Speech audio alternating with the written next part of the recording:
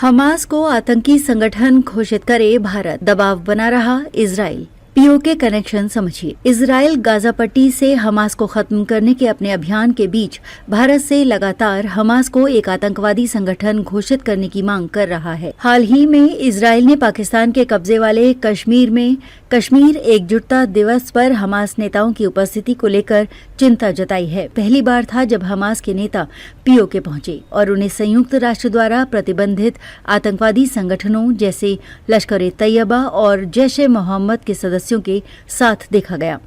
Israel ने इस मुद्दे पर भारत के साथ चर्चा की है। भारत ने आतंकवाद के मुद्दे पर इजराइल को हमेशा समर्थन दिया है और 7 अक्टूबर 2023 को इजराइल पर हुए हमास के हमले की कड़ी निंदा की थी।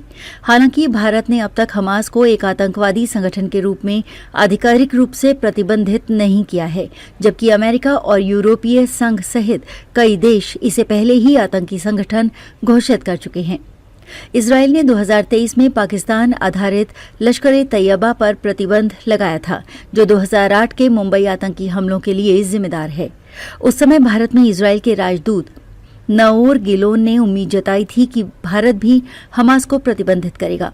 उन्होंने ये भी कहा था कि इजराइल ने हमास की आतंकवादी गतिविधियों से संबंधित जानकारी भारतीय सरकार को सौंपी है। भारतीय संसद में भी इस सवाल को उठाया गया है कि क्या भारत हमास पर प्रतिबंध लगाने की योजना बना रहा है। हालांकि इस पर विदेश मंत्रालय का आधिकारिक बयान यही रहा है कि किसी संगठन को आतंकवादी घोषित करने का निर्णय गैर कानूनी गतिविधियां अधिनियम के तहत संबंधी सरकारी विभागों द्वारा किया जाता है। भारत आतंकवाद के खिलाफ इजराइल के आत्मरक्षा के अधिकार का समर्थन करता रहा है, लेकिन उसने फिलिस्तीनी लोगों के साथ अपने संबंध भी बनाए रखे हैं। भारत बार बार 2 राष्ट्र सिद्धांत का समर्थन करता रहा है और एक स्वतंत्र, संप्रभु और सुरक्षित फिलिस्तीनी राज्य की स्थापना के पक्ष में है, जो इजराइल के साथ शांति से सह अस्तित्व में रहे।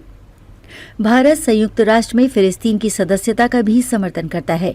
ऐसे में भारत का संतुलित रुख उसे इस मामले में किसी भी एक तरफा निर्णय से बचाए रखता है।